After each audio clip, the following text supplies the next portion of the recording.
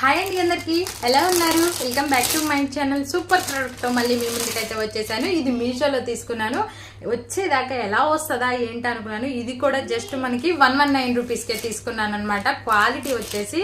awesome ఉంది friends ఇది వచ్చేసి మనము క్రాప్ టాప్ మీదకి వేర్ చేసుకోవచ్చు లేదా లాంగ్ డ్రెస్ మీదకి వేర్ చేసుకోవచ్చు లేదు అంటే ఒక హాఫ్ సారీకి